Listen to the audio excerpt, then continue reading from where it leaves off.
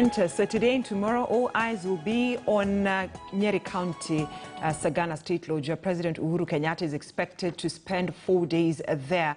One of his main agenda is to meet the Mount Kenya region political leaders. So now, let me bring in my colleague Daniel Kariuki, who actually attended that press briefing by State House spokesperson Kanzedena, just to give us an update on what was said during that presser and also what we need to expect from the meeting that will happen tomorrow and the next 4 days that the president will be in Nyeri County. Daniel Kariuki, good morning. So we expect a lot to happen in the Mount Kenya region for the next 4 days. Kindly first bring us up to date with what was said during the press briefing and also what we expect to happen tomorrow.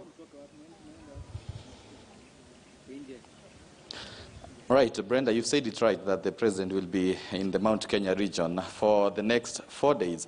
Starting today, he will be arriving here. He will rather be landing here any time from now, and he's expected to first meet the members of the county assembly, and later on he will be meeting the members of parliament ahead of the much anticipated big meeting tomorrow, where he will be meeting all the leaders as well as stakeholders from Mount Kenya region. Of course, we've gotten the brief from the State House spokesperson Kanzedena concerning these 4 days and what the president will be doing here.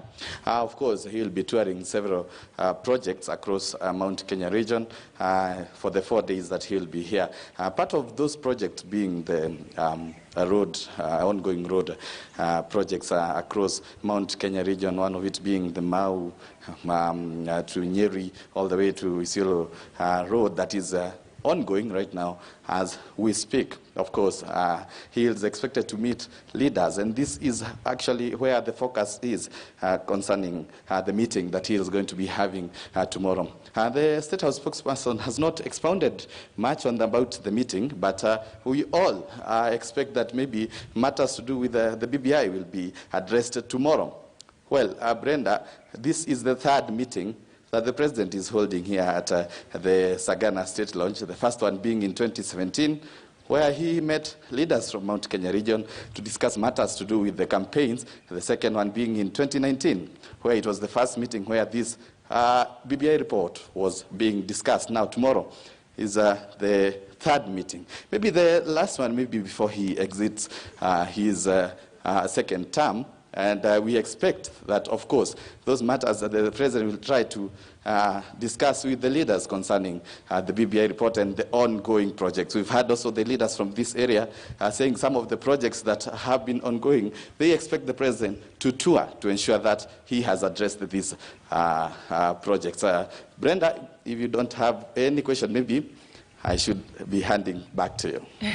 Kariuki, just before you hand it back to me, before I move on to another story, I have a question for you. I don't know whether the spokesperson, Kanzedena, was asked about the wing Tanga leaders, the 41 MPs who've been termed as rebels, not being given an invitation letter for tomorrow's function. Because I remember the interview you had with Kanini Kega, the Kenyan member of parliament.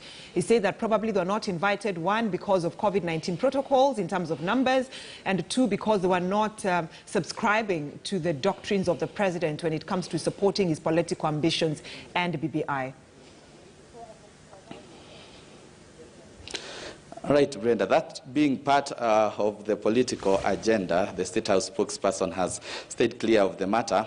She did not address it as it would have maybe been expected, but she concentrated on the tour that the president will be making here in the Mount Kenya region and focusing more on matters to do with development. Actually, she also mentioned things to do with education, and you recall that areas of Mount Kenya region have been, some of them have been said to have students who have been impregnated, and she actually addressed that, saying that the president has remained clear about that matter, that any child who or the impregnated girls will resume learning once they've given birth. So most of the things that the State House spokesperson has addressed matters to do with the development, matters to do with the activities that maybe the president is going to be taking, or rather is going to be having here during the 4-day tour here in Mount Kenya region. So matters to do with politics, she did not address them.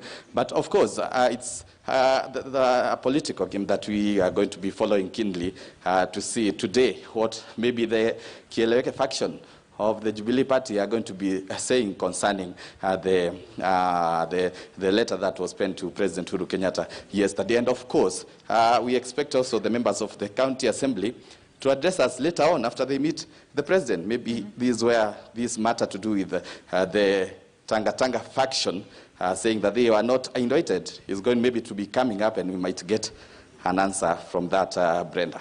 All right.